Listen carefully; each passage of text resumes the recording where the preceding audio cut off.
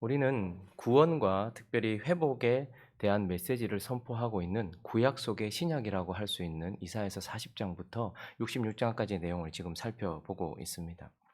특별히 우리가 40장을 시작하면서 회복이 어떻게 우리에게 오는지 회복에 대한 메시지로 시작을 하였고, 이제 말씀의 중심은 그 회복의 주체가 되시는 예수, 그 예수가 어떤 분인가에 대하여서, 우리를 회복해 하시는 예수에 대하여서 말씀이 집중되고 있고, 어제 말씀을 통하여서 그 예수는 하나님이시다라고, 모든 것보다 크신 하나님, 창조주 하나님, 그리고 어떤 상황 속에서도 우리를 건져내시는 구원주 하나님이다라고 어제 말씀을 나눴습니다. 이어지는 41장, 오늘 말씀을 통해서도 계속해서 그 회복의 주체가 되시는 예수 그리스도에 대하여서 우리에게 메시지를 주고 있는데요. 오늘 본문을 통하여서 예수님이 또 어떤 분인지 몇 가지 교훈을 살펴보려고 합니다. 그 첫 번째는 바로 그 예수는 역사의 주관자다라고 우리에게 말씀해 주고 있습니다. 자, 이사야 41장 2절부터 4절까지 우리 다시 한번 읽어볼까요? 시작. 누가 동방에서 사람을 일깨워서 공의로 그를 불러 자기 발 앞에 이르게 하였느냐?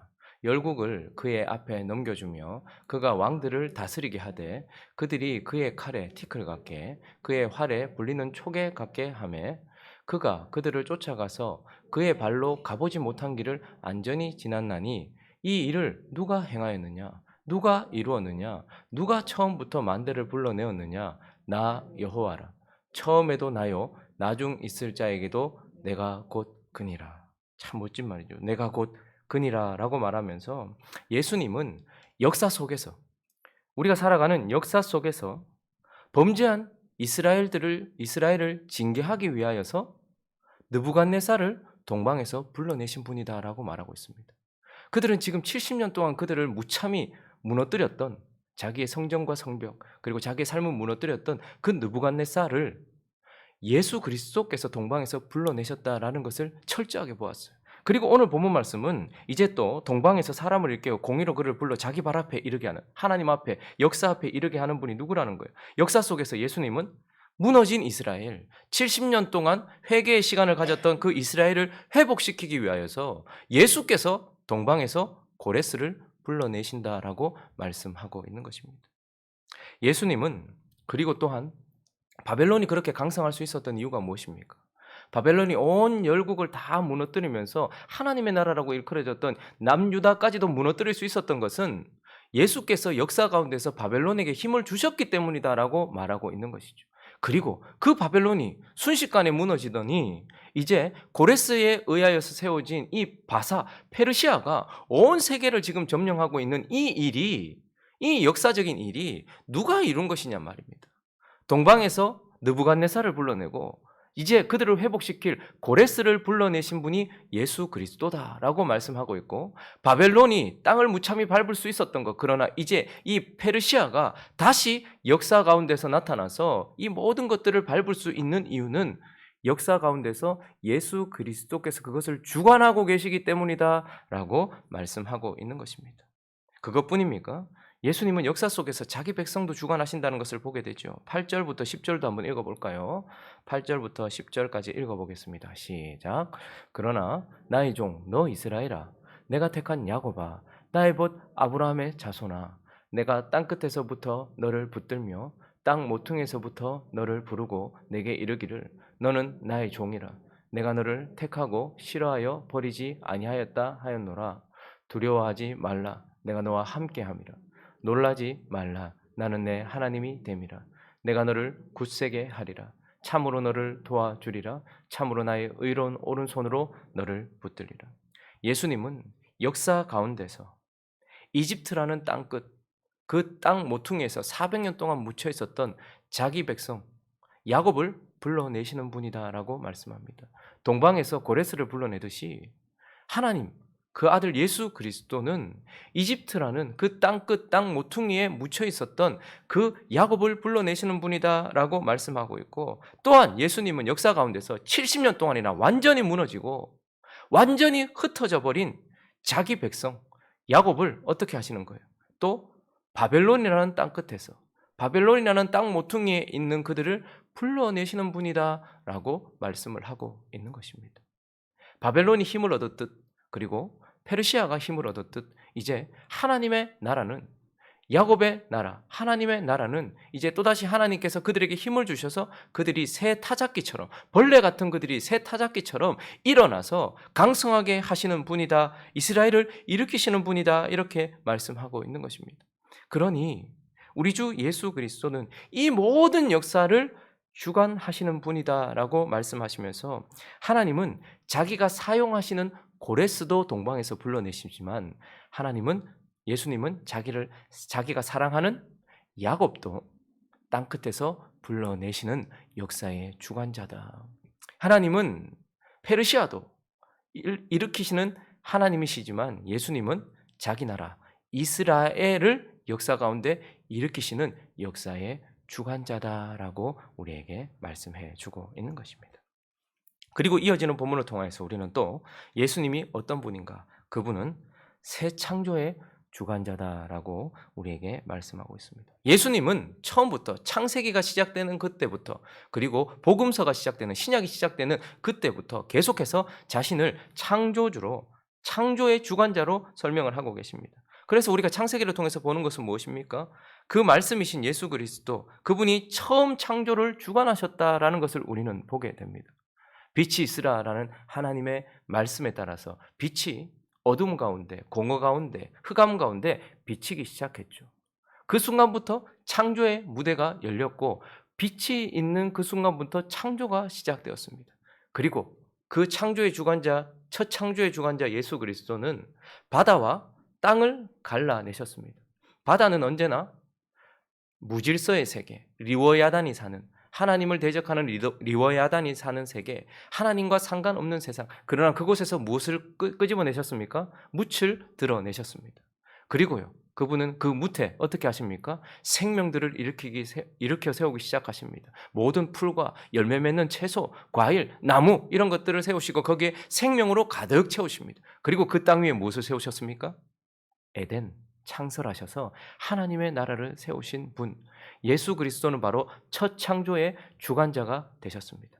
그러나 예수 그리스도는 우리가 신약을 시작하면서 보지만 재창조의 주관자도 되신다, 새 창조의 주관자도 되신다. 오늘 이사야서 40장, 41장, 이 구약 속의 신약이라고 하는 이 부분에서도 그분은 새로운 주관자가, 창조자가 되신다라고 말씀하고 있어요. 자, 18절부터 20절까지 읽어볼까요? 시작.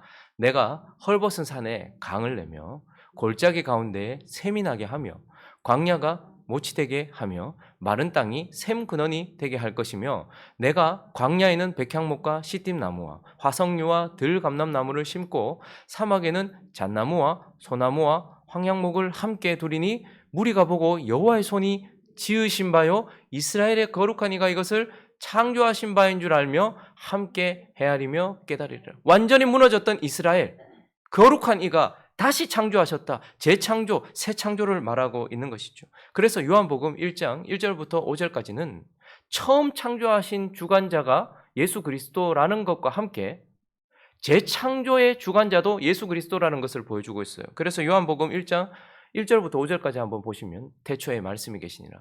창세기에 나왔던 그분이죠. 이 말씀이 하나님과 함께 계셨으니 이 말씀은 곧 하나님이시니라.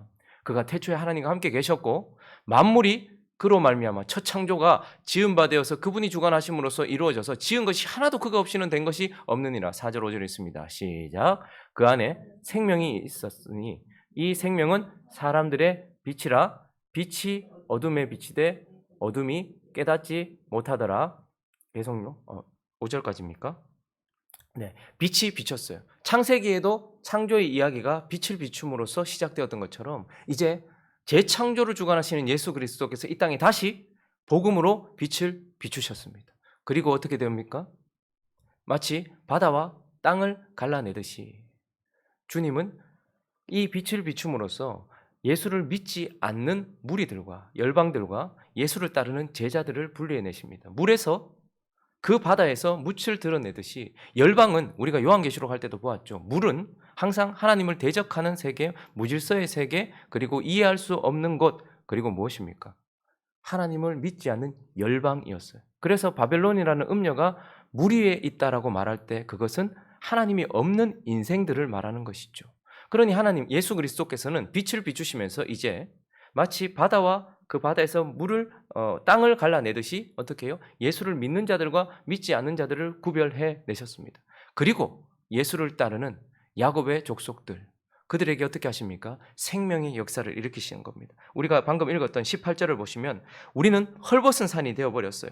그런데 거기에 골짜기 가운데 강을 내며 샘을 내며 광야가 못이 되게 하는 은혜, 성령을 우리에게 보내셔서 우리를 새로운 창조로 새롭게 만들고 계시는 것을 보게 됩니다. 그리고 그 공허한 땅 위에 모든 열매 맺는 과일과 나무를 내셨던 것처럼 19절을 보면 광야에 백향목과 시띠나무와 화석류와 들감람나무를 심고 사막에, 사막 같은 우리 위에 잣나무와 소나무와 황양목을 함께 둔다라고 말하고 있어요. 그래서 그분은 이제 빛을 비추심으로써 땅을 드러내셔서 하나님의 땅인 저와 여러분을 구별하셨단 말입니다. 그리고 그 땅에 성령을 부으셔서 우리 가운데 샘이 되게 하시고 강이 되게 하시는 새 창조를 이루시고 그 가운데 말씀의 씨를 뿌리셔서 우리 가운데 하나님이 기뻐하시는 나무와 열매들이 맺혀지게 하면서 결국 이 재창조, 새 창조를 이루고 계시는, 이제는 이 역사를 주관하시는 분이시기도 하지만 그분은 이 역사 가운데 있는 저와 여러분이라는 하나님의 나라를 새롭게 창조하시고 이것을 주관하시면서 우리를 어떻게 하는 거예요? 새롭게 만들어가고 있는 새 창조의 새로운 피조물로 만들어가고 계신다라고 말씀하시면서 그곳에 에덴을 창설하셨던 것처럼 저와 여러분 안에 보이지 않는 이 깊은 곳에 하나님의 나라를 세우고 계시는 새 창조, 재창조의 주관자다라고 말씀하십니다. 그래서 저와 여러분을 주님이 새로운 피조물이라고 하는 거예요. 그리고 저와 여러분을 지금 만들어가고 있는 새 창조의 진행 과정에 있는 그런 톡이라고 말씀하고 있고, 마지막 새 하늘과 새 땅을 만들기 전에 우리를 하나님 나라로 세워가고 계시는 저와 여러분을 지금 새로운 창조물이라고 말씀하고 계시는 것입니다. 말씀을 정리하겠습니다. 예수 그리스도는 창조주요 구원주 하나님이십니다.